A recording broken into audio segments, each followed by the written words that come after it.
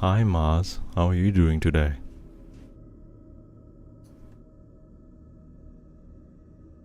A bit of exhausting day. I hope yours hasn't been too bad. Actually, I almost um let's just say I almost cancelled my stream because like my work today is actually very very bad and I was like I'm going to have to do overtime after I finish my stream, aren't I? I'm like, okay, sure. So yeah, after my stream, I'm going to have to move back to doing a bit of work. But thank you so much for asking.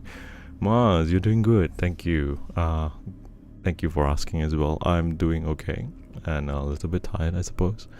But I'm still interested for our story time today. Yeah, pretty much. Okay. Let's get started. Hi, Kyra. How are you? How are you doing today? Yeah. I haven't read through all of them. Like I was thinking I could react to the stories the same time as reading it all together with you guys. So I don't know. Some of them I hope they aren't too cringy because I have had times where the stories are a bit cringy. Thank you so much, Kyra, for the heart. So yep. Let me start with the first one. This is a short story written by Emotional Link. It's going to be on Reddit short scary stories. Okay, so yeah, the problem with Reddit is that some of them are either really good or really bad.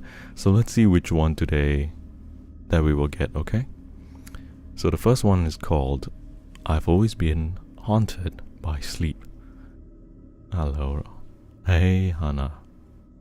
And hello, It Hurts. Welcome. So I'm gonna start with the first story, okay? I've always been haunted by sleep.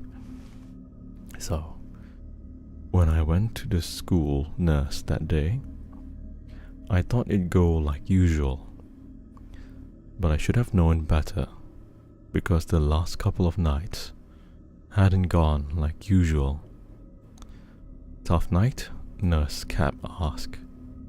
I nodded, but I kept my eyes down. Scary, violent thoughts? I didn't nod. There was something new keeping me up this time. Something I hadn't told her, or anyone, yet. Something else? She asked, gently, and I nodded, kicking my foot out where it hung from the chair, and watching my untied shoelace rise and fall. You know you can always tell me, right? Thank you so much. Thank you so much, Mika. No Scarlet, no bonking today. Today is full story time. You can save the bonk for Monday when I play fast mode, okay? So let me return to the story. She stiffened. Knox, you say? I nodded. I was really brave. I didn't get my parents. I pulled everything from under the bed. But there was nothing. And they kept going and I just lay there, scared, all night. Okay, sweetheart, she said. You must have been so scared. How about you take a nap? I'll be here to protect you. Exhausted, I agreed. When it was time to go, she stopped me in the doorframe. Andy, she said, with her voice strained. My grandmother used to tell me stories when I took care of her. Her mind was going, but she told me that she heard the knocks, too. 3 sharp knocks, coming from some place that weren't supposed to be coming from. She's only heard them when someone near her was going to die. But she didn't know who and it never went away. Has anyone near you passed recently? Ooh, I took a big sigh and said, my neighbor, Mr. Bernard, and then his wife. My voice empty as I said, this is a lot, but I have to tell you. My grandmother learned that the louder the knocks were, the closer the person was to her. She walked over and pulled me into a hug. I'm sorry, but there's nothing you can do. It's been 15 years since that conversation. I've heard the knocks 3 more times. One was the mailman. Another was my favorite teacher. And once more was my sister, who died of an overdose while I was sleeping in the hall. Years passed between each death, but it took me hours to fall asleep every night. Tonight, they were back, and tonight they were louder than ever. I looked over at my sleeping fiancé, and I remember that day telling Nurse Cap, the only adult who believed me, and the only person I'd ever told. I laid awake all night holding my love. And when the train they took for their morning commute derailed, killing them and 55 others, I could only stumble into the mortuary and ID their body, alone, again, and doomed to hear death until my own. Okay, that's the first story. Hi Azam, hi. Thank you so much, Azan. Thank you so much, Fumiko. And yeah, hi Vixen. No, this is not AI. So I think the story was that he can basically hear death coming, and they'll be like knocking on doors. Oh dear, that's quite that's quite something. Imagine being able to hear knocks before you hear deaths. I mean, before you have deaths near you. Okay. Thank you so much, Fumiko. Thank you. Hi, Vixen. Okay. I know, right, Hannah? Maybe I am AI. Okay. So this next story is by Forgotten Well. It's called A Noose is Just a Window. Mary's son, Braden, he was an angel. He would eat his broccoli without being asked. He never forgot his please and thank yous. And he could win a spelling bee as easily as he could cartwheel the length of a football field. He was very talented. He was kind, which is quite rare for a 6th grader. But there was one thing. Braden heard voices. Just one voice, actually. He heard the voice of Mary's late husband, his dead father. She scavenged the best therapists and psychiatrists, made countless long drives to fruitless appointments. Braden received the same diagnosis from all of them, is that he's a healthy and normal boy. So, what was it that he was hearing? Maybe she was the one who needed help. Mary would serve him breakfast, chocolate chip pancakes and maple syrup, and ignore whenever Braden told her that Dad wanted to say good morning. And the drawings. Braden could draw with the skill of a college art student, and the pictures were all of her late husband. Him golfing, them as a family, him waving hello and looking out as if he could see you. She managed to ignore all that, and she would regret for the rest of her life. She ignored Brayden when he said Dad was teaching him a magic spell that involved a rope and a knot. The basement was unfinished. 2x4s plagued where there should have been a textured ceiling,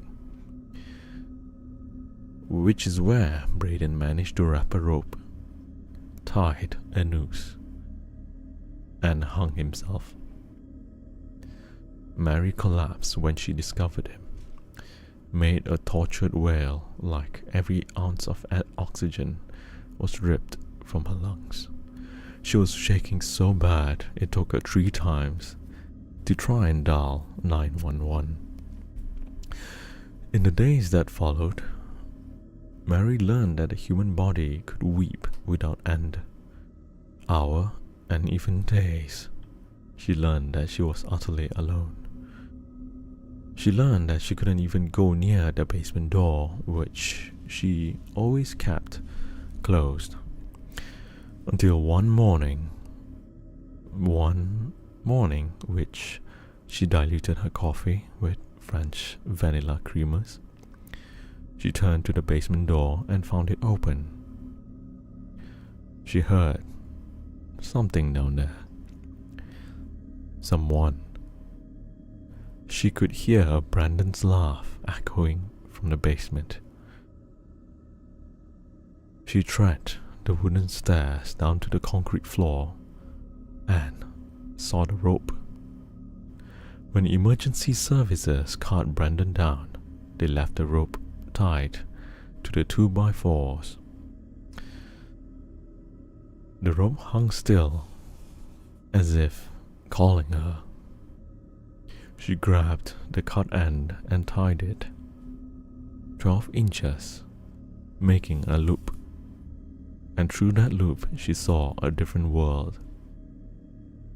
Her husband and son were laughing on the night green of a country club.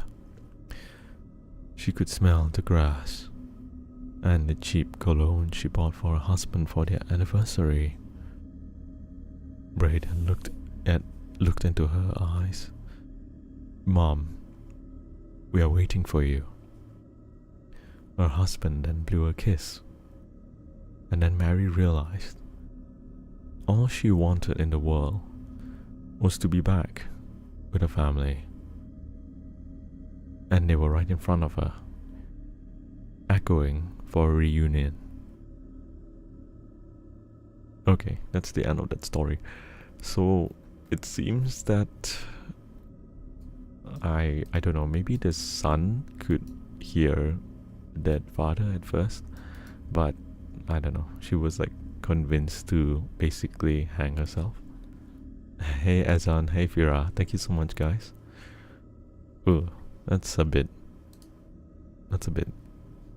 something. Okay, well, hi everyone who just came into the chat. Today we are doing Reddit horror stories. They are either bad or they are good, so yeah, just sit tight and get comfy and get spooked. Okay, alright, so this next one is called My Name Was Never Recorded, and this is my gold palpitation. My name was never recorded. I was supposed to check in for a routine dentist appointment. Nothing major, just a cleaning. When I got to the reception's desk, she smiled and asked for my name, and then she typed it into the computer. But then she frowned.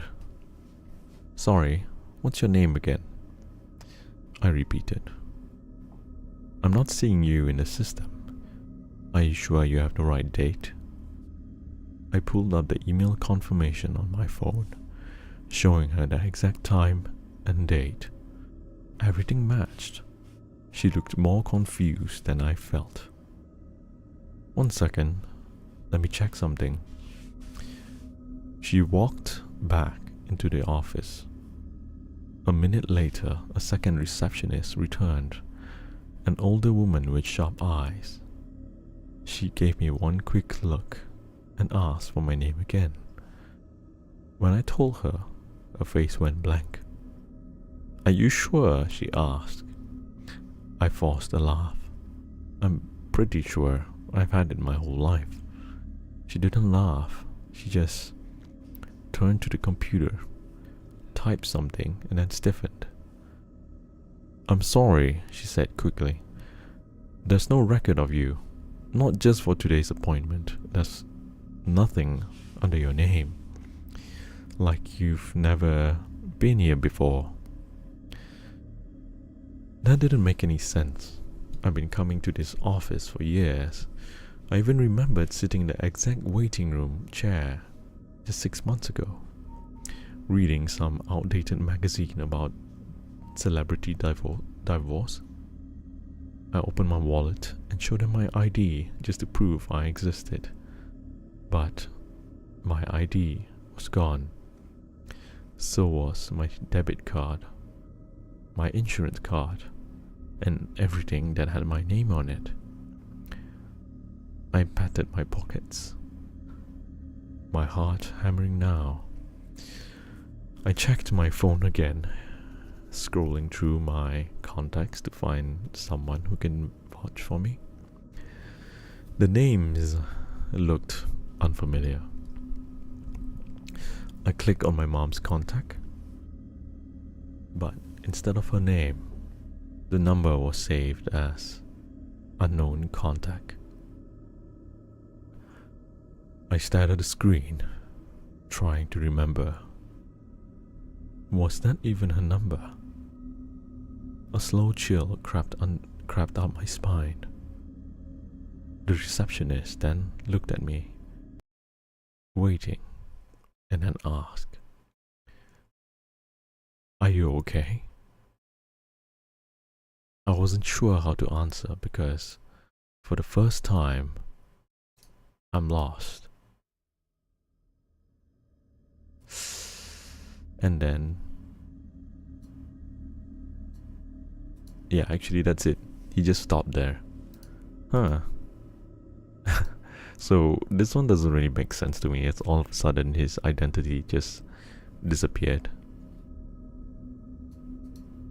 Is this how dementia feels like?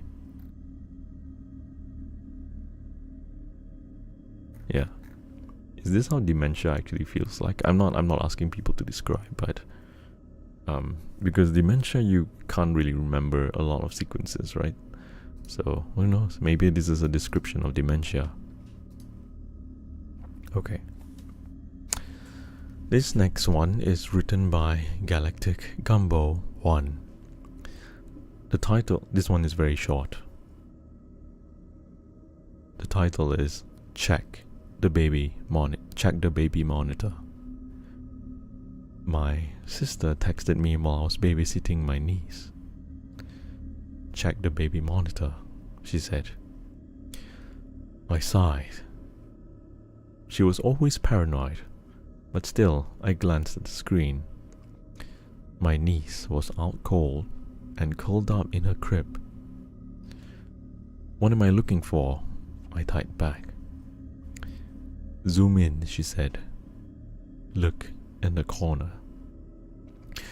I frowned, but as she said that, the night visions were grainy, but I could make out something standing in the corner of the room, not moving, just there. My stomach dropped. That wasn't me. That wasn't my sister. We were alone. I didn't want to go upstairs, but I had to. I grabbed the heaviest thing I could find, a fireplace poker, and forced myself to go up the steps. My hands shook as I pushed the nursery door open. There was nothing. Just my niece breathing softly. The closet was empty. The window was locked. I exhaled, laughing nervously. Just a glitch.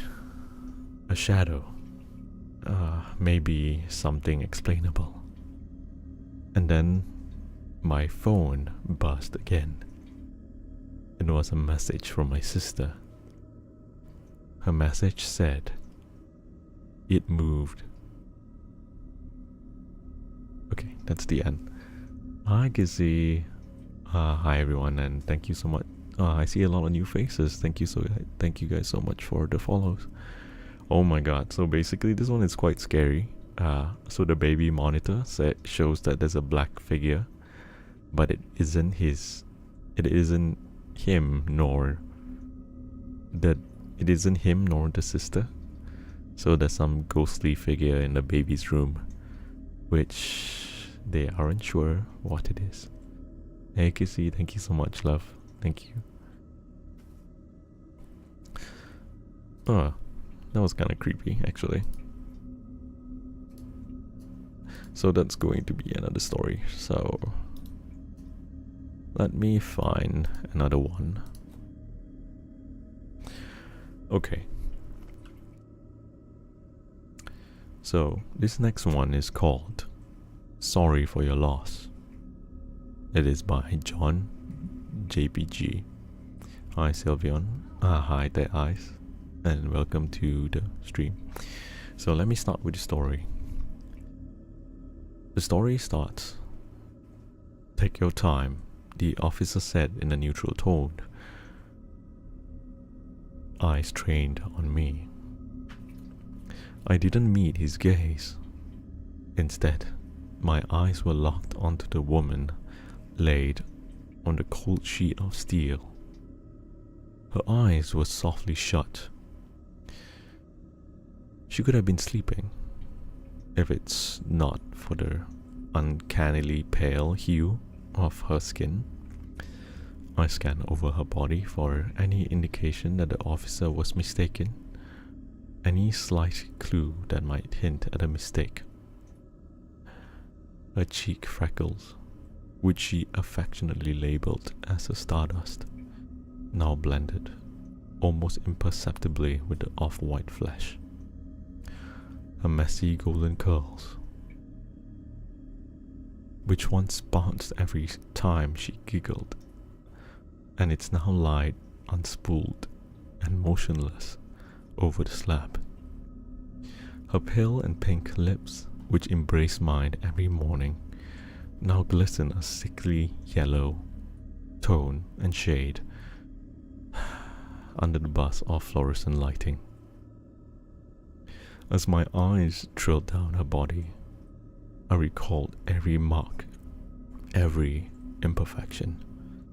The birthmark on her collarbone, the mole over her right chest, the scar below her legs.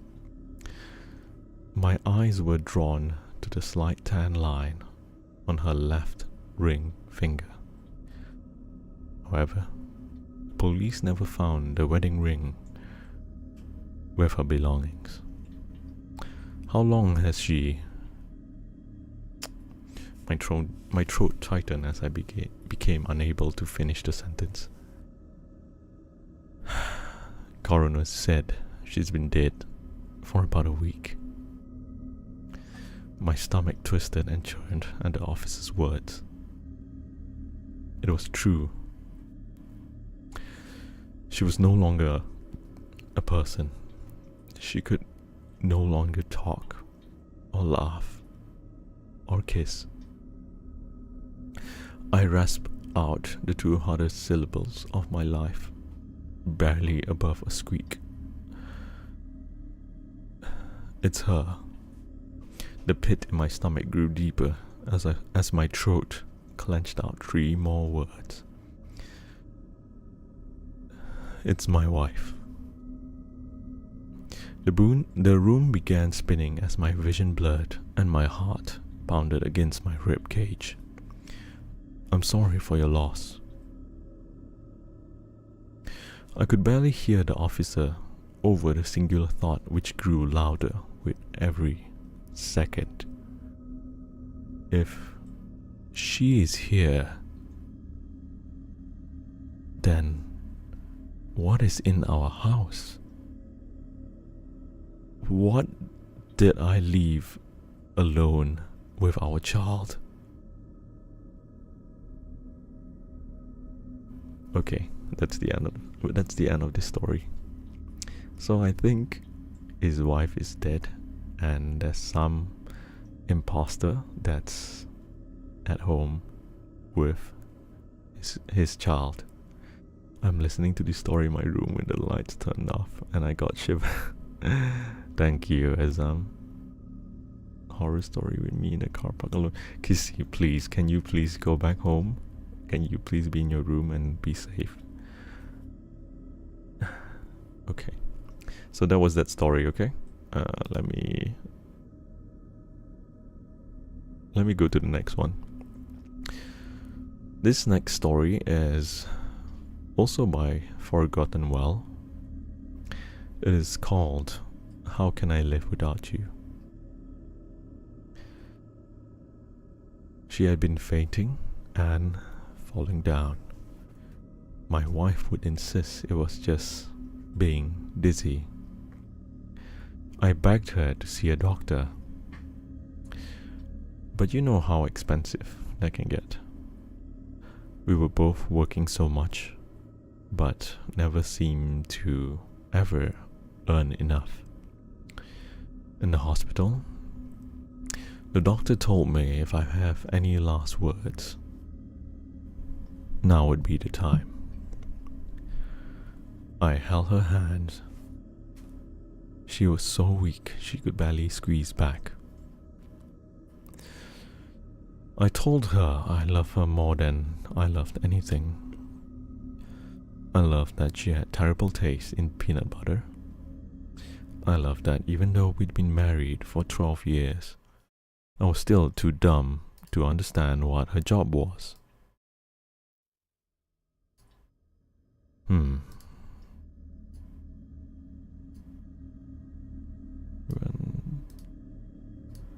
Wait, what? Wait. Okay. And I was told that I didn't know how I was going to live without her. She got me close and whispered, and managed a whisper. You have to live. I told her I would, but I was lying. Not long after she passed, I got laid off. My parents were already gone. I didn't know my wife's parents. I was alone, broke, depressed.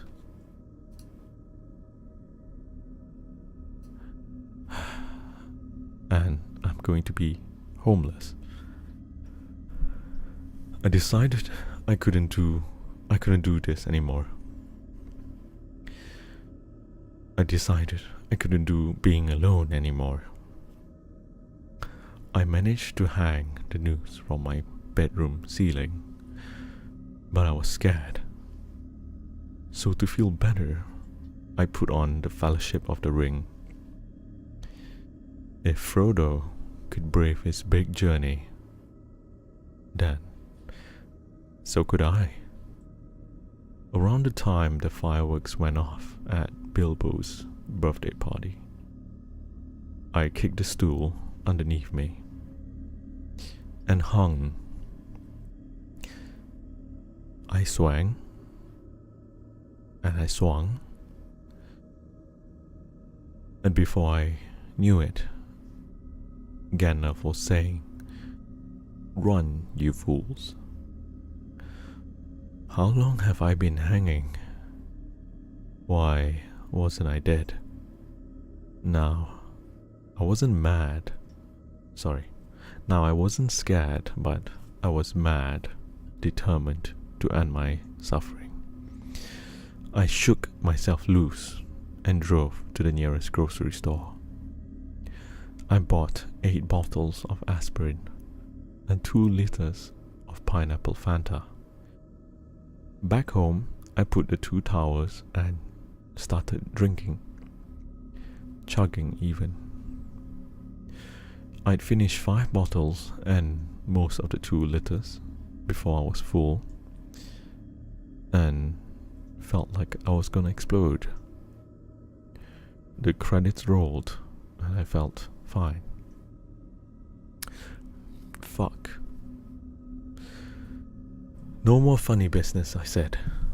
I went to the closet and grabbed the revolver I inherited from my dad.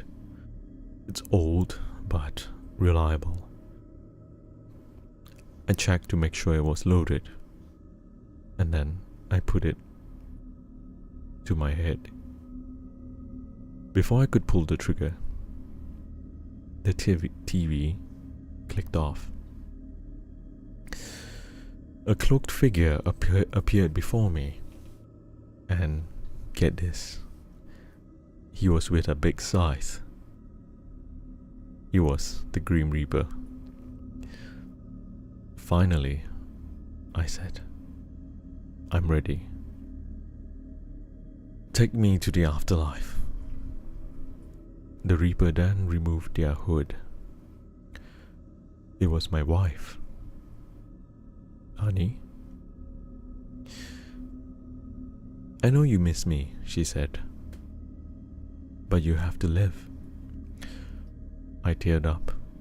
I don't think I can. I've saved you twice, but I won't be able to do it again. It's not your time. You have to live. As quick as she disappeared, she was gone. I started crying. I missed her so much. And I put down the gun and went to the kitchen to make a disgusting, crunchy sandwich with peanut butter. Full stop. Okay, that's the story for that.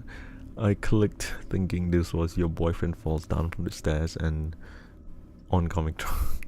Would you like that? Maybe I can do that as one of my videos. Boyfriend gets boyfriend falls down the stairs and dies. Maybe I can do something like that. I'll make the voices for that. What do you think? 110%, they're hilarious. Okay. Okay, hey Jester, thank you so much. It's a sign. Maybe I need to do stupid boyfriend shit. Boyfriend fell down, I don't know, fell down the stairs, broke his legs and died. Okay, so let's move on to the next story. I don't know, that previous one was okay. I didn't expect the wife to be the Grim Reaper. I expected him to try and kill himself the third time, and I don't know, something happens. So this is another story. Is by Curator of Realities, and the title he gave is "She Chose Me Until She Couldn't."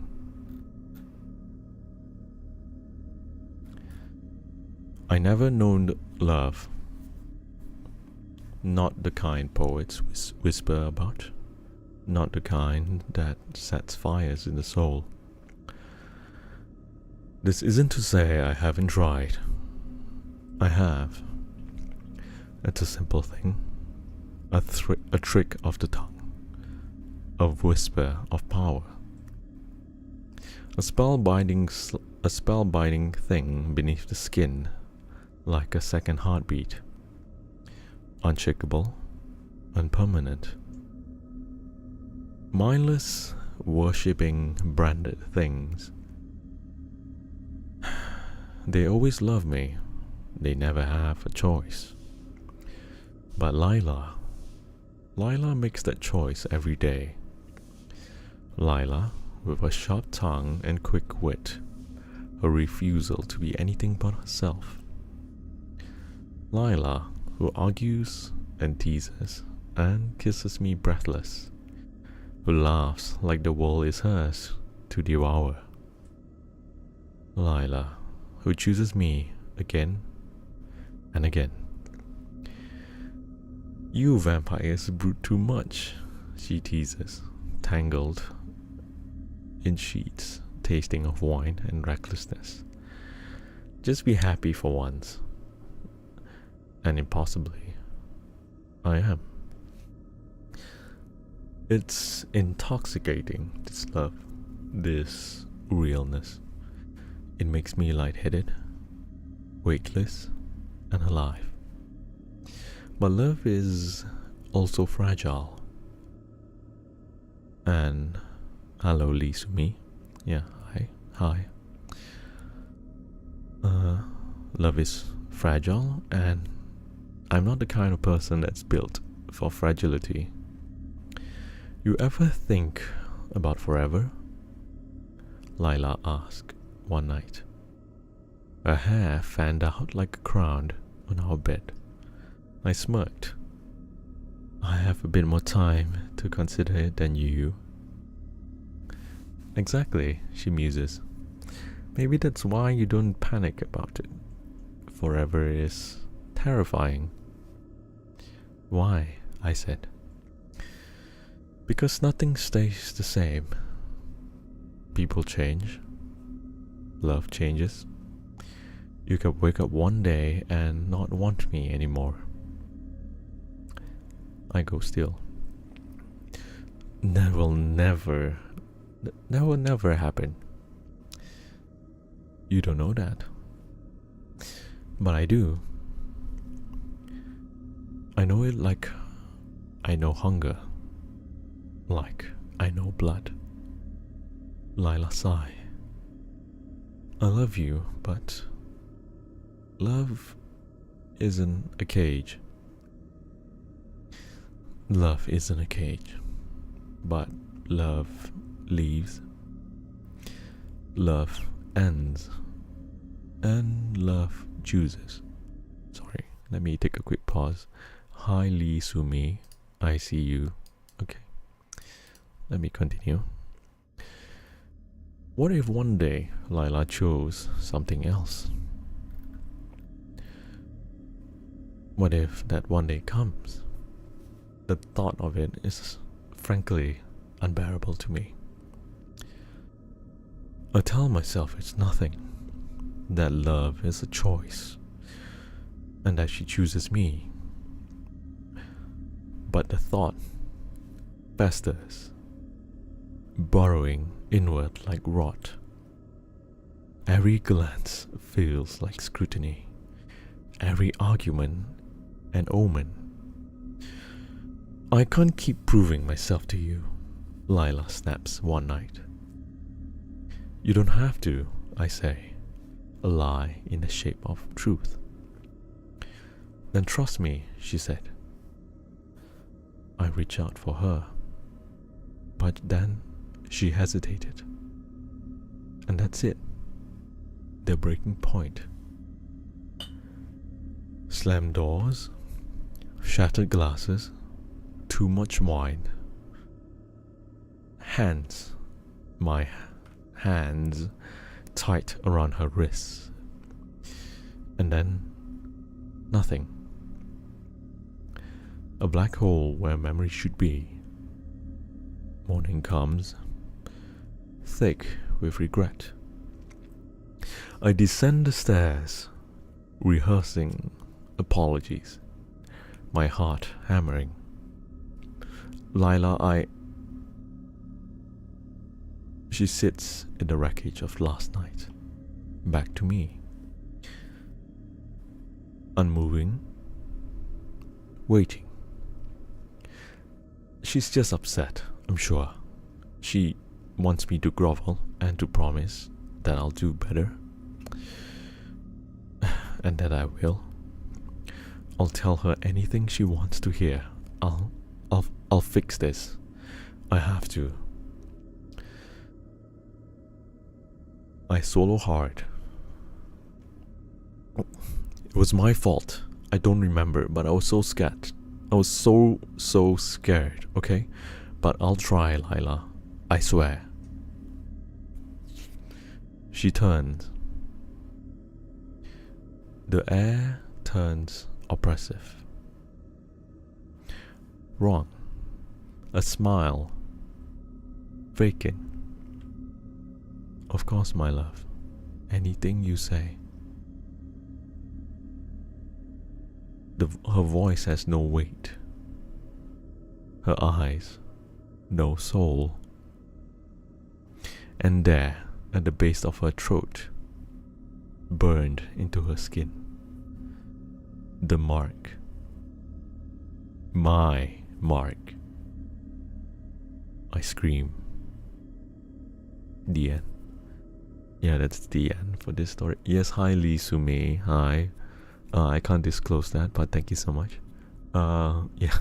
So apparently I think he abused his girlfriend until, I don't know, she reached a point where abuse is just really bad. I think that's the story. That's really tragic. I cannot stand people like that. But I guess this is what happens if you know, when you're in a relationship and it feels like a cage, you feel trapped. Yeah. Okay. This next one, I've read this story. No, this is not AI. Hi, Hira. Jesus. Okay, hi. This next one, I'm not too sure if it's actually a full horror story, but I've read this one. It's okay. So let me just start. This story is written by Simon O'Neill, and it is titled "My Job Won't Let Me Quit." This job interview has been intense. The salary was beyond anything I have dreamed of. The benefits unmatched. The CEO herself, Lucy, sat across the desk, smiling warmly. "You'll be making dreams come true, Nathan," she said. "All you have to do is close deals. People will come to you, desperate. And then you give them exactly what they want." I was an experienced banker. I knew how to negotiate. I want a penthouse in Manhattan, fully paid off. Lucy smiled. "Done. No taxes.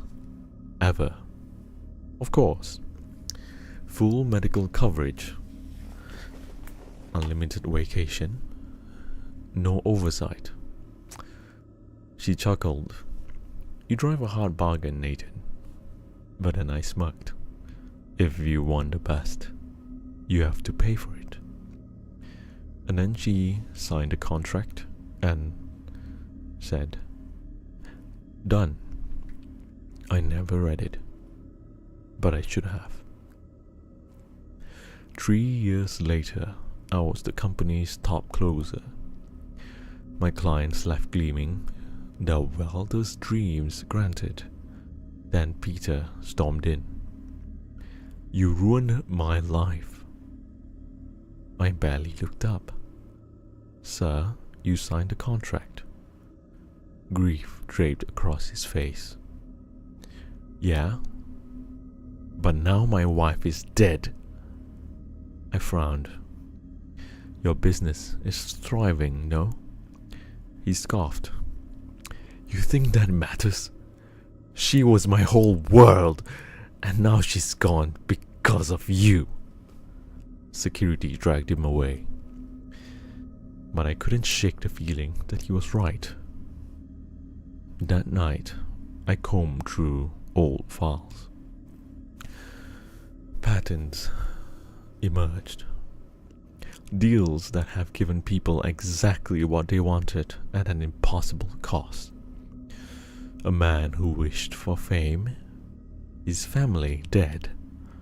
A woman who begged for wealth, dead. By morning, I made my decision. I walked into HR and handed my resignation. The woman behind the desk smiled and said, "I'm sorry, Nathan, but you can't leave." I laughed. "That's not how quitting works."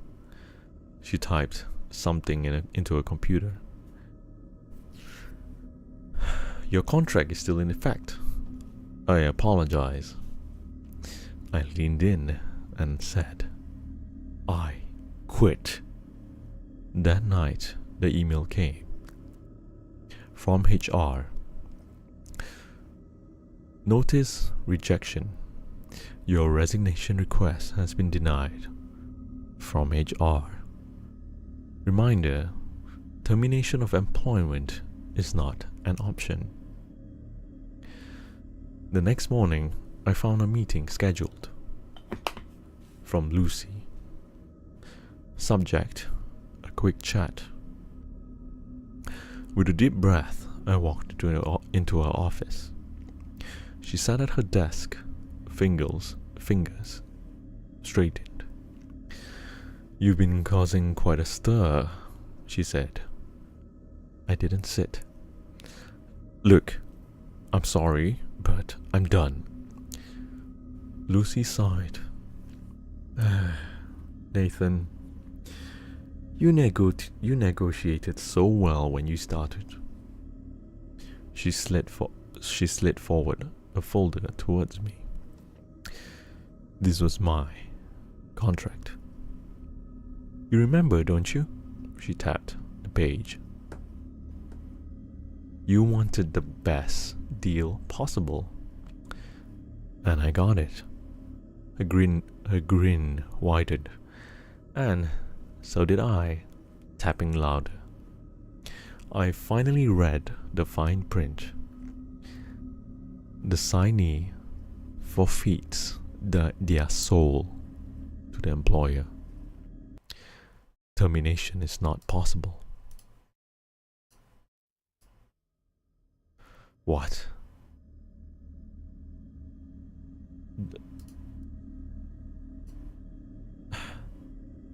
How? This isn't legal, I said. She laughed. "It's not Lucy. It's Lucifer." She leaned in, her voice absolute, unshaken, inescapable. "Nathan, you're working for the devil. You think I care about legal?" I bolted for the door. Lucifer sighed and flicked her fingers downward. The floor split wide open. The heat hit first. Suffocating, unbearable, and eternal. I screamed as I plunged into the flames. Oh, okay. The end. So that is the story for this. Hi, Lisumi. Hi, Alisa.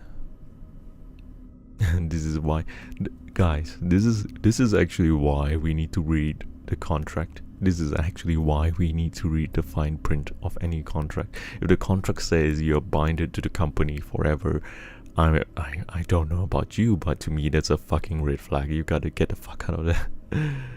No, Lisa, I'm still continuing. Yeah, so make sure to read the fine print. Contracts. Don't just like skip. I know a lot of us here. I know a lot of you guys and the viewers. Whenever you make a new account for a new social media platform, you see those terms and conditions. You don't even look at what you are clicking. You don't even see the fine print when you make that account.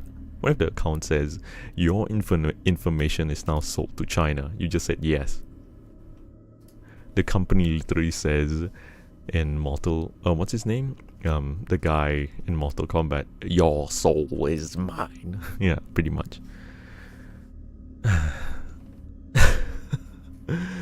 Okay, everyone's having a good time? Let me get some water.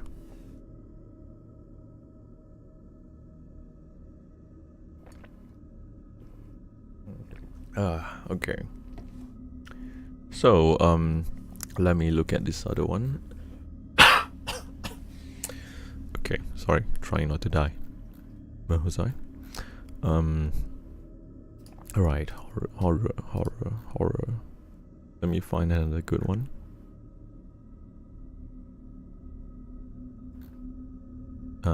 While I look for something good. How's everyone doing today? How's everyone's day? Have you had your dinner or breakfast wherever you are? Don't be like me, who doesn't eat my meals on time.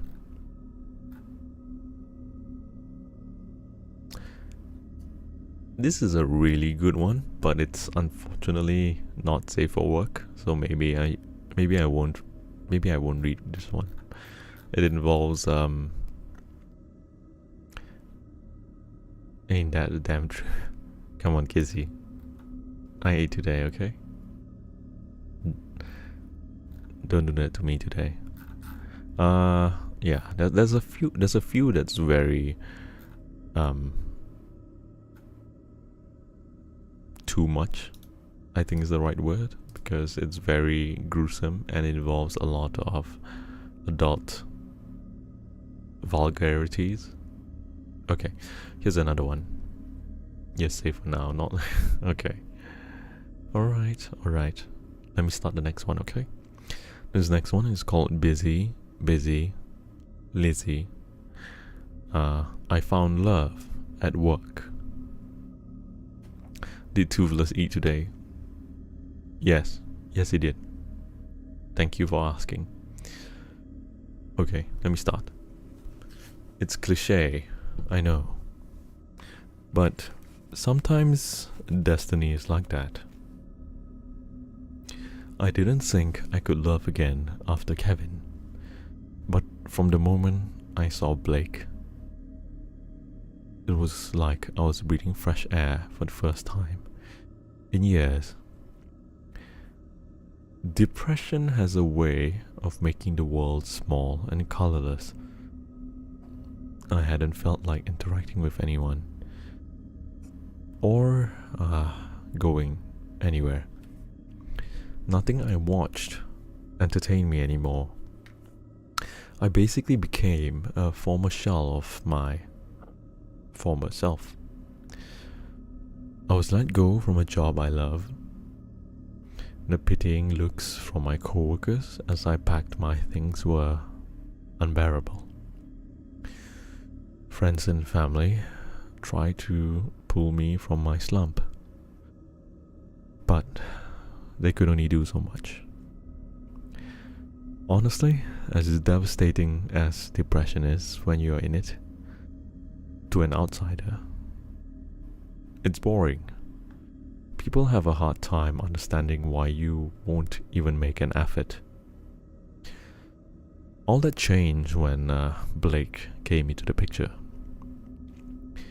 That smile, it brought a warmth I thought lost forever. Okay, bye, Alyssa. I was smiling again. I found myself eager to get up in the morning, just to hear his laugh. He had the kind of energy that made the world feel light again. He reminded me of Kevin that way. And very quickly, Blake became the best part of my day. I dread being home on weekends, and I'm embarrassed to admit I spent them wondering what he was up to, and thought if he ever thought about me. It was lucky that I met him at my new job. People assume my change in demeanor was because work gave me purpose again. It was easier to let them believe that. So we grew closer as we talked about our dreams and places we wanted to go. It was almost overwhelming that a single person could hold the power to lift me from despair so effortlessly, like it was meant for me. The first time Blake told me he loved me, I nearly cried. Luckily, I managed to hold it together because I didn't want to scare him. Soon after that, I asked if he wanted to move in with me. He didn't even hesitate before saying yes. We talked about where we wanted to live and decided near the beach. My life had meaning again. I was excited for the future. Nothing would get in the way of that. Leaving work was unprofessional, but when life gives you an opportunity, you take it. I packed a car and used my savings to buy a charming little 2-bedroom cottage by the ocean, paid in cash. Pulling up to the beach house, it felt like the perfect, fresh start. I could already picture our days building sandcastles, watching sunsets. From the back seat, his small voice snapped me back to reality. "Miss McCain, when can I see Mommy?" "He's young. He'll take some time to adjust." I understood what I'd been missing. I loved being a teacher, but I was always meant to be a mother.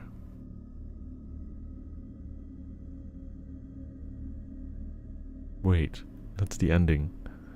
Wait, what? Oh my god, she kidnapped the boy. Holy shit. She kidnapped the boy, and I think she's gonna be grooming him. Dear Lord, what in the actuality did I just read? That is, yeah.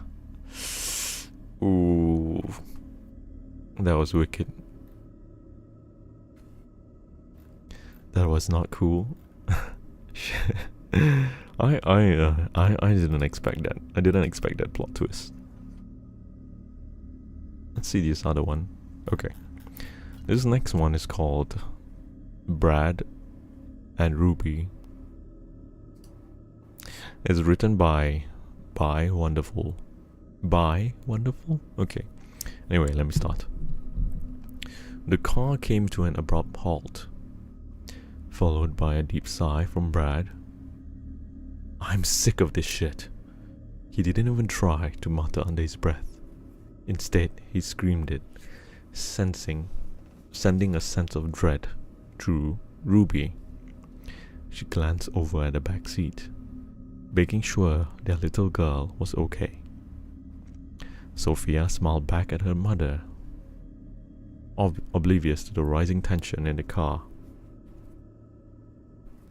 Ruby cooed at her daughter and giving a wave, and then blowing her a kiss. "Brad," Ruby began, desperately thinking of ways to defuse the situation to calm her husband. But she was immediately cut off dismissively by a wave of Brad's hand. "I am sick of this shit," he repeated, slowly and meanly. His once kind eyes bore hatred into his wife. He threw open the door and got out, ignoring Ruby's increasing anxiety as she begged to know what he was doing. Brad tore open the door to the back seat, grabbing Sophia's blanket, her baby bag with nappies, and a change of clothes. He flung those items out the ground with a growl of anger, hastily attempting to unclip the car seat their daughter sat in. Ruby was out of the car. A sickening game of tug-of-war started, Brad trying to rip out the car seat, and Ruby trying desperately to keep it secure. "Please, you're scaring her," Ruby tried to reason, and tears streaming down her face. "You're going to hurt her." Brad growled inhumanely, his features contorting to something evil and ugly. He smiled, a sad, strange, but a smile nonetheless. Ruby felt sick. She was married to a monster. Despite her efforts, Ruby couldn't match Brad's strength. She was married, and within a moment, the car seat was unclipped and flung through the air, crashing down with a thud onto the road. Now it was Ruby's turn to scream inhumanely. She ran to the crumpled car seat, screaming her daughter's name, while Brad watched on, emotionless. "I'm sick of this shit, Ruby. I can't do this anymore. I thought I was stronger, and that I could be there for you, but I can't. I can't do this anymore. Not like this." Ruby didn't and couldn't respond. Her husband has lost his mind. She felt numb with shock at what had just happened. Sorry, quick pause. Yes. Hi, Kaji Conan. Yes, that is Toothless. Okay, let me continue.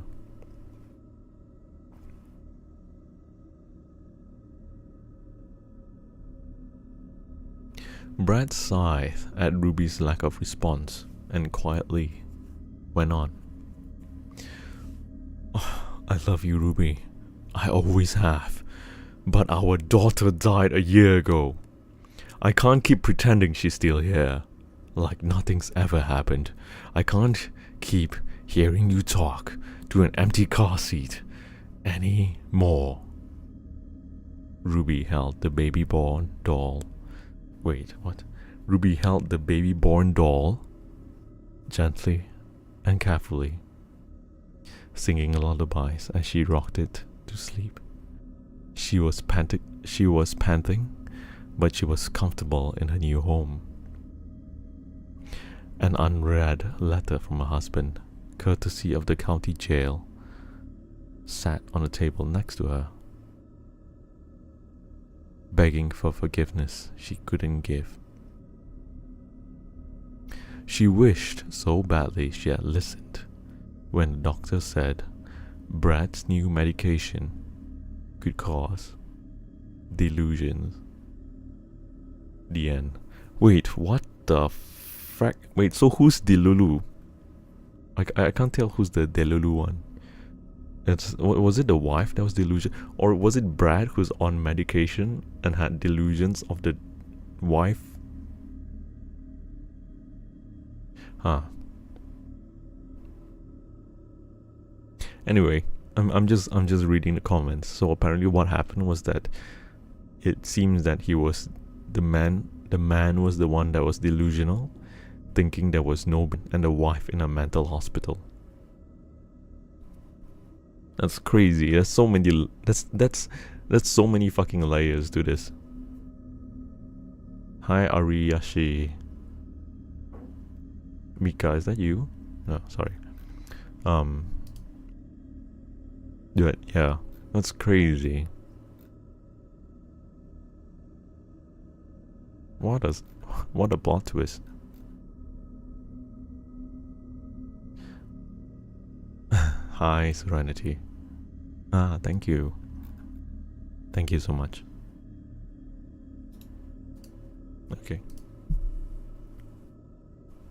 Okay, I'm reading another one now. It's by Forgotten Well as well.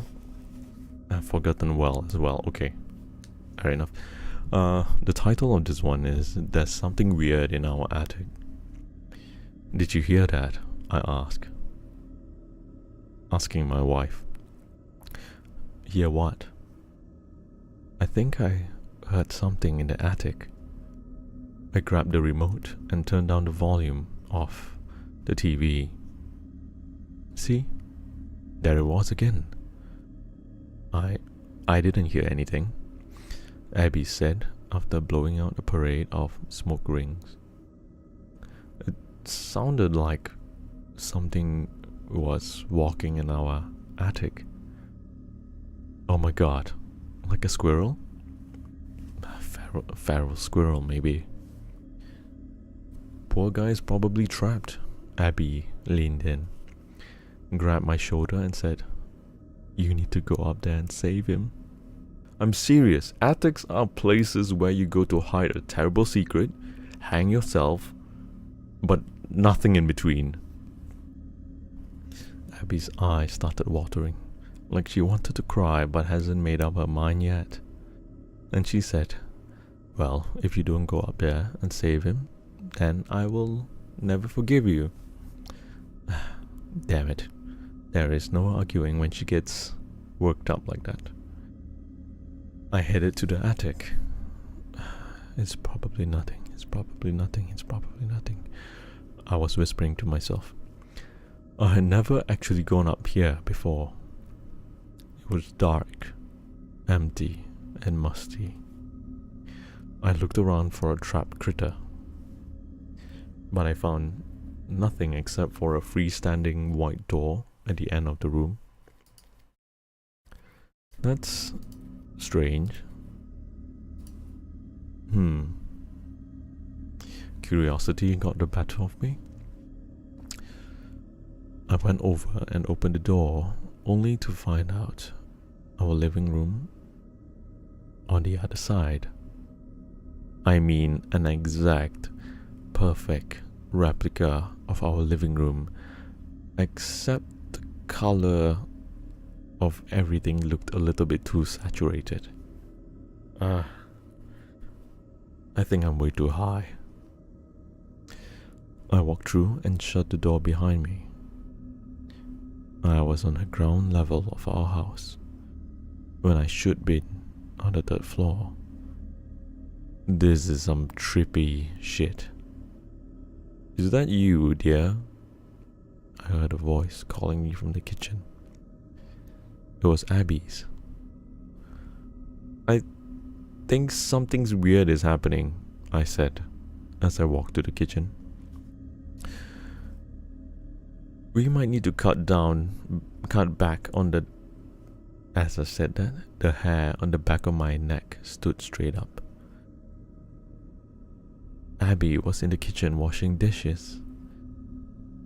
But even from the back, I could tell that thing wasn't my wife. I felt like a rabbit looking right into the mouth of a lion. New Abby looked over her shoulder and spoke to me. I got a good look at her. She was just like my Abby, except she had no eyes and no nose. Did you find out what was making those sounds? Her entire body vibrated with each word. I barely managed to whisper. What?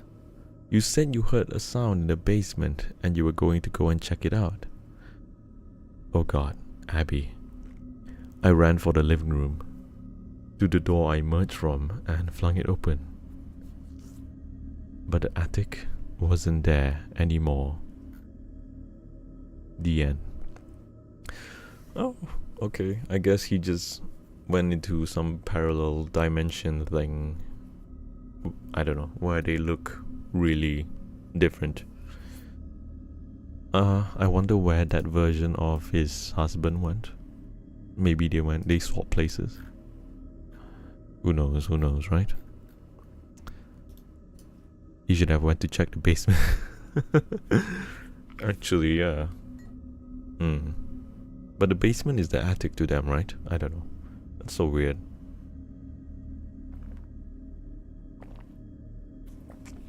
Okay, let's do two more. This next story is called Lily is Missing. My alarm went off at 6:30 a.m. It's just another day. I got up, I made breakfast, and I went to Lily's room to wake her up for school. I knocked. No answer. Sigh.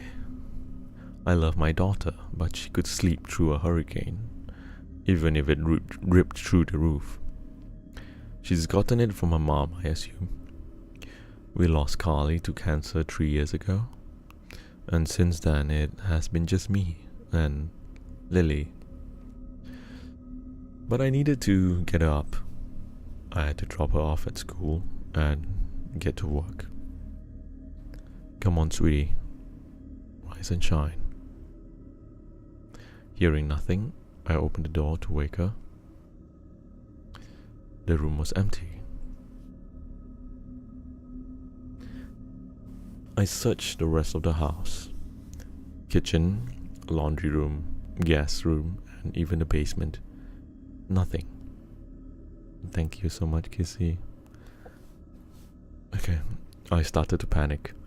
She was only 8 years old. Too young to have gone on her own. And I checked basically every single room. There was no signs of forced entry. I looked everywhere. Cabinets, closets, under beds, bathtubs. Nothing. I went to my neighbor's house asking for her. But he just looked at me like I was crazy. I was probably looking crazy. I called my parents. No answer. Thinking maybe I dropped her off and forgotten, I raced to her school. I went to the administrator and they asked what I was doing there and had me escorted out. Then I thought maybe I accidentally took her to work. I sped up to my office, figuring that they remember her for Take Your Daughter to Work Day last year. I looked for Nancy and Beth. They've both met her before, but neither was at their desk. I ran to see if she was in my office. No luck. Some idiot had removed Lily from the picture of us on my desk. A pretty dick move, but I'll deal with it later. I sped to her best friend's house, thinking she might be there, but her best friend's father told me to stop bothering him. Finally, not knowing what else to do, I went to the police. I spoke to the detective on duty, explaining that my child was missing. When I said she'd gone missing this morning, he looked at me with confusion and pity and got up to leave. How dare he? I came here for help. Sorry, pause. Yes, Zayla, that is toothless. Yes. Okay, let me continue. I refused to leave, demanding someone look for my daughter, and suddenly a group of cops grabbed me. They threw me outside and wouldn't let me back in. I saw a church across the street. Lost, I went inside. A priest approached me as I sat. What troubles you, my child? I don't know what to do, Father. I can't find my daughter. Reeling, I looked around, and then I realized my neighbor, my co-workers at the office, the picture on my desk, the officers at the police station, the people on the street, and the worshippers at this church. All men. My child, the priest asked, looking at me in confusion. What is a daughter? The end.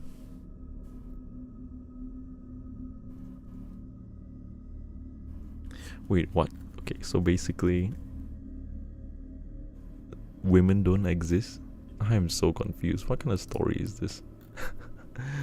Man, Reddit stories are either hit or miss, man.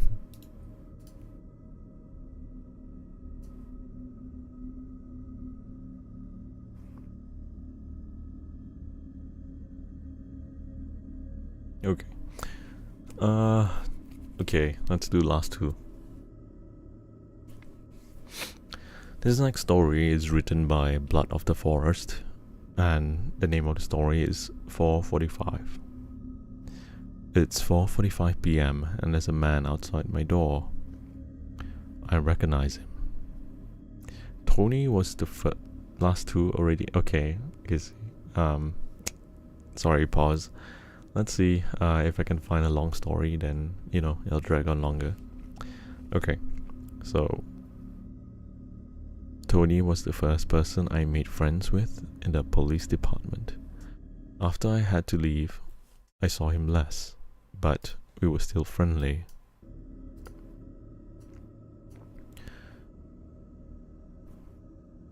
And of course he saw my husband Todd at work.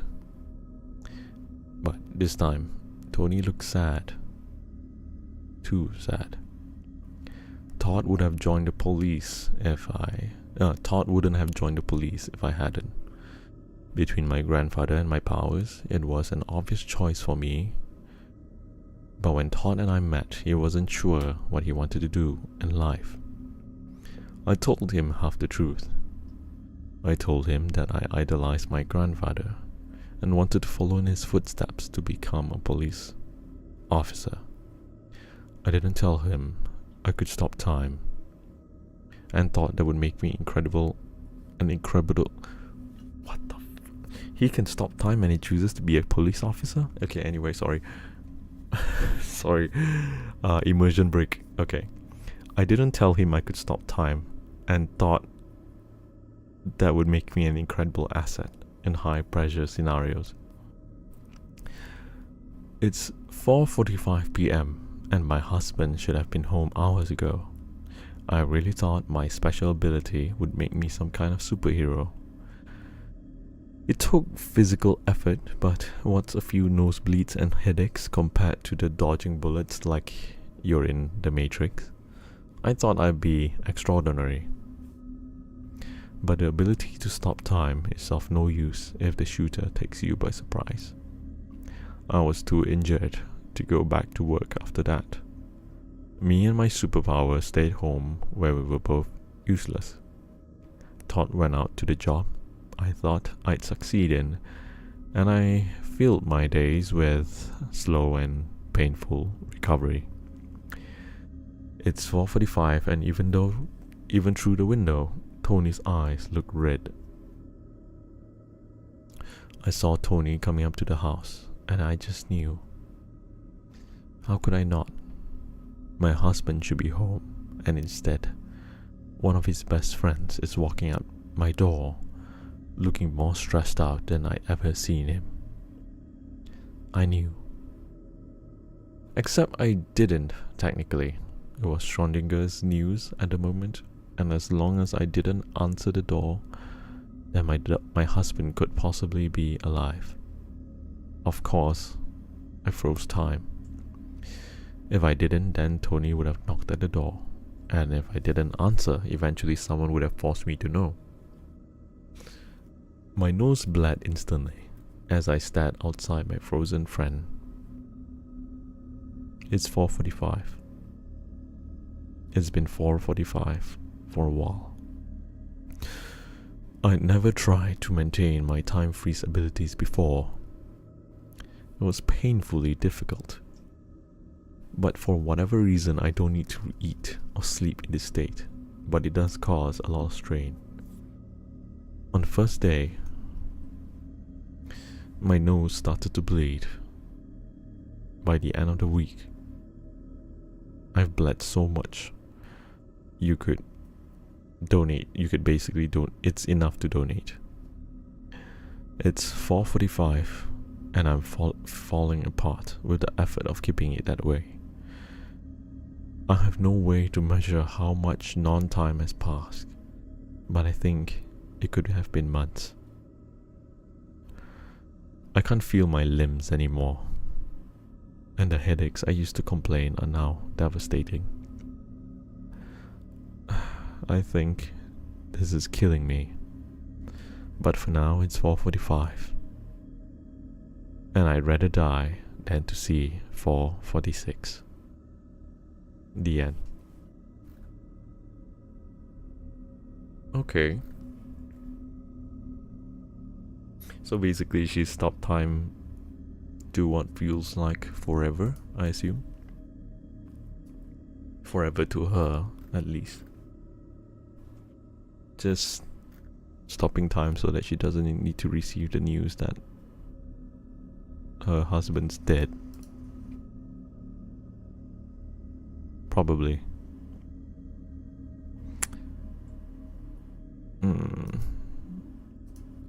My.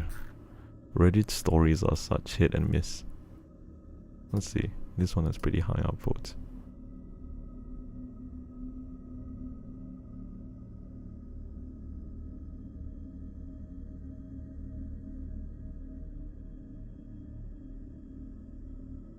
Yeah, so far it's kind of missing. Each one has been quite bad, right?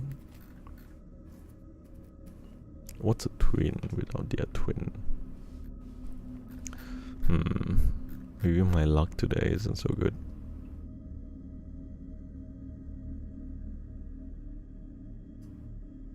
Oh, this one has a lot of upvotes. Let me see. Okay, this one looks pretty good. What happened? No, I'm just looking for good stories. So a lot of the short stories are either good or they're just bad. Okay, so this next one, hey, oh my god, Kissy. Why? Yeah, why? Don't do that. Please. Thank you so much, though. Okay, where was I? This next one, the title's kinda funny. It's for the little dragon, okay. The next one, the title's a bit weird, but it's a very, very long story, so bear with me. This story is called My Boss Wouldn't Stop Hitting on Me. One afternoon, he scheduled a meeting after hours. Okay, let me start. First, it was the flowers. They arrived at the reception, and as someone carried them to my desk, a horde of eyes followed. Oops. Okay. When they reached my hands, I had turned tomato red with embarrassment. To Hannah, from your secret admirer. It didn't take me long to realize this was my boss, especially when several after-hours meetings, just him and me, started to pop up. So, are you single? He suddenly asked in one of those. I pretended not to hear it and continued showing him a presentation. I had just started the job, and the thought of him interested in me made my stomach sick. He was married, with 3 kids, 30 years older, and of course, my boss. I was able to hold the line until one day.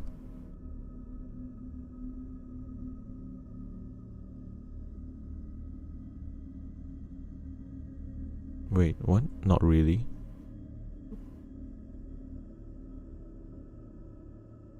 Sorry, when did I? Okay, sorry, I'm a bit lost. Okay, quick pause. Let me take a sip of water.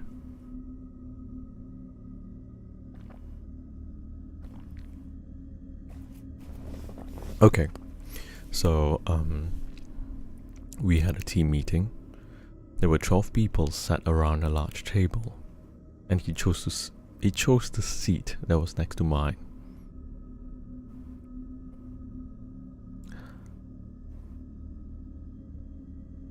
Oh, that's gross, but okay.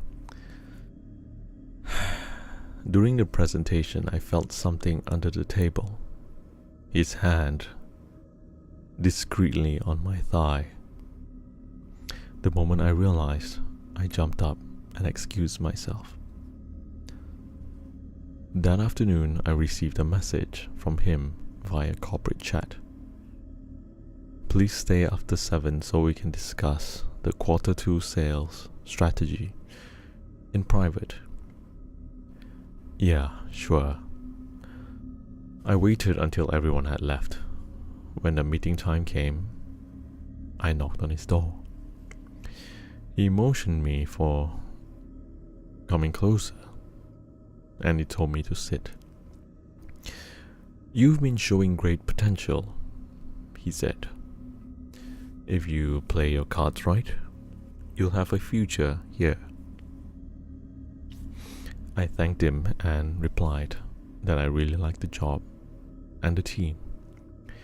We chatted a bit, the meeting topic, but soon it took a wild turn. Sorry, pause. Thank you so much for the roses, man. Okay. The only thing you're missing, he confessed, is being a team player. There are bigger positions coming up, and maybe you'll get lucky. I knew exactly what that meant. How about a beer? I asked. His face lit up. That's what I'm talking about. There is some in the mini fridge. I knew it already, and I got up, walked to the fridge, and opened 2 bottles. As we sipped, he raised his bottle to a stunning woman, and after some more small talk, he leaned in, asked for a kiss. But his muscles betrayed him, and then he collapsed. I checked on him, paralyzed, sprawled on the floor, eyes open and terrified. I grabbed my phone and told her to come up. A few minutes later, she did. As my boss's wife entered the room, his eyes widened. I had my suspicions he was a bastard, she told me. But you finally proved it. Thank you, Hannah. She handed me an envelope with my commission. I thanked her and headed for the door. Before leaving, I asked if she brought the equipment. She showed me a sharp knife hidden in her coat. I also asked if she remembered the directives I sent, how to stop by. There are easier ways for pretty women to make money, but none of them this satisfying. The end. Oh my god. Holy shit. So basically she pretended to be a secretary and helps the wife catch the cheating husband. That's crazy. It's not really horror, fair enough, but I don't know. It's a pretty good twist.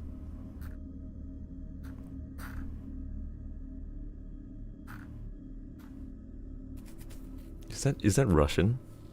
I'm sorry, but I can't speak Russian. But hi. Is there any? Okay, this title caught me.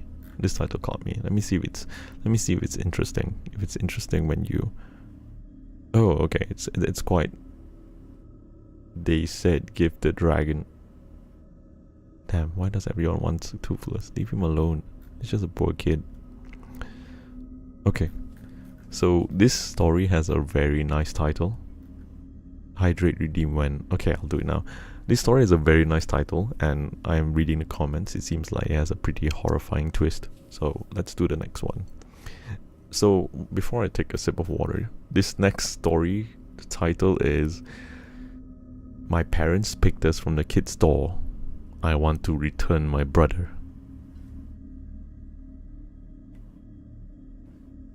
Is he? You want toothless? Sure, you're going to have to come and get him. What kind of title is this? I want to return my brother. Okay, let me start. My parents told me I came from the kid store. It's a magical place, Mommy said, smoothing my hair. It's where parents pick the perfect child. I liked that idea. It made me feel special, like a prize that I had chosen from all the other kids waiting on the shelves. I didn't know why they picked him. He cried too much, all red-faced and wrinkly. He couldn't play. He couldn't talk. He couldn't do anything but steal Mommy's and Daddy's attention. Can we take him back? I asked. Mommy laughed. Oh, sweetheart, you can't return babies. Once you pick one, they're yours forever. A few days later, Mommy gave me a present. Inside of the box was Rosie, a doll with golden curls and a pink dress. 1 second, let me take a pause. Give me the dragon. I will give me a baby dragon. That's what I'm saying. Okay, sure, you can pet Toothless. Okay, let me continue. Inside the box was a doll with golden curls and a pink dress. I think it's like a Barbie doll. Just for you, she said, to show you how much we love you. I lifted the lid, excited, but my smile faded. One of Rosie's legs had already come off. She's broken, I cried, holding up a limp leg. Don't worry, Daddy said. We'll take her back and get a new one. I watched as he packed Rosie into a bag and drove away. When he came back, she was fixed. Good as new, Mommy said. The next day, I waited until Mommy and Daddy were in the kitchen. Sam, my younger brother, lay in his crib, his tiny hands reaching for nothing. I reached in and grabbed his leg.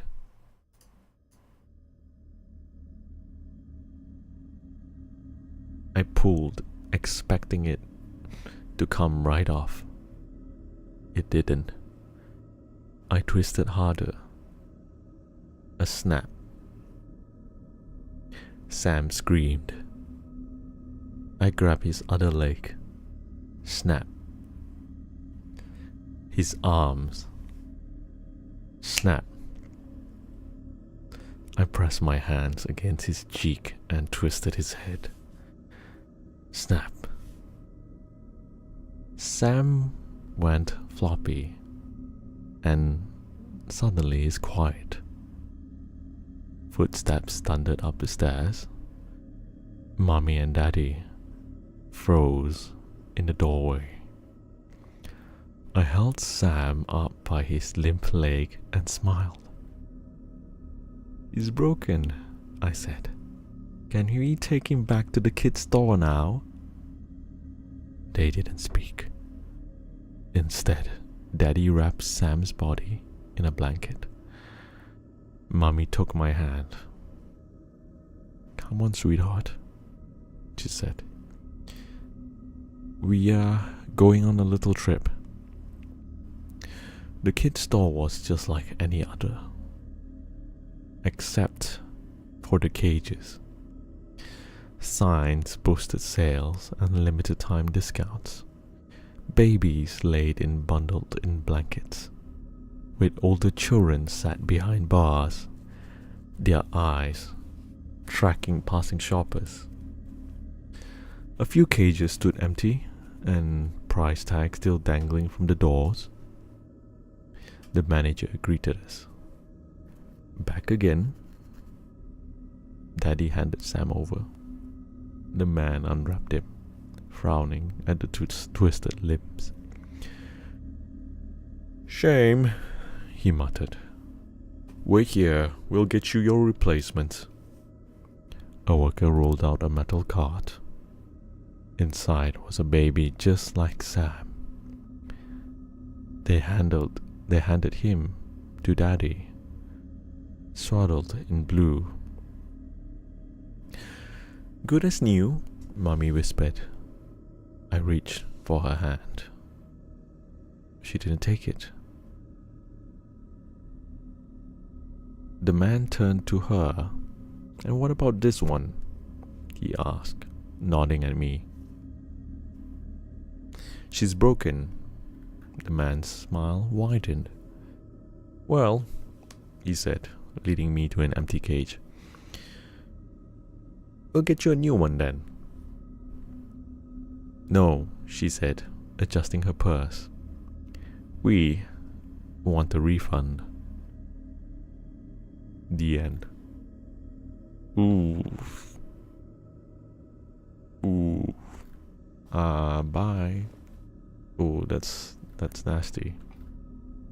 The snapping bit was definitely not it. And now they're asking for the refund. Oh my goodness. Okay. Anyway, that is... I think that's the last story for today. Apologies for being late. I was a little late today. Do you think it's a full or partial refund? I'm not sure. I'm not sure how refunds work for a whole human body. But maybe because it's damaged, it's a partial refund. Aw, Kissy. Don't worry, I'll think of you too. That is all the time I have for today, guys. Did you guys enjoy at least some of the stories? Some of them are kinda not it. Some were okay. But it's not really horror. A lot of them is just suspense. Okay. Unlike the last one. Oh yeah, we at the very least we ended with a bang. The last story was a bit painful to read. When I was reading the story, I was like, what is going on in this guy's head? But yeah, it was unhinged, yeah, that's for sure. Yeah, it actually was. But yeah, that is going to be it for today. So that was the last story. So for those of you who just joined in, hi. Unfortunately, I'll be going off soon. A bit sad. So, are you guys ready to turn into bed? Fall asleep? It's getting late. Okay. Please, just go. All of you, just go to bed early or something. Don't be like me. But yeah. Don't turn me into a bed. Okay. So, tomorrow, I will see if I can stream, but we'll see how it goes. I haven't decided what I'll be streaming tomorrow, but if I'm streaming, I guess you guys will find me at around the same time. Otherwise, I'm actually a little tired. I have a lot of work to do, so we'll see if I can make it tomorrow. Yeah, because I'll be up all night doing work. So that's it for today. That's basically it for today, guys. Thank you so much. Yes, I had my dinner snow. Don't worry. Today I'm functioning like a normal human being. Bye, Bao Bao. Yeah, bye. Yes. Yeah, I'll see you guys, okay? Thank you so much for joining along. I hope you had a good time. For those of you who just came in, don't worry. You can find my reads on YouTube or something like that. Okay. So, good night. Sweet dreams. I love all of you, and I'll see you guys soon. Okay. Stay safe. That's Yoru signing out.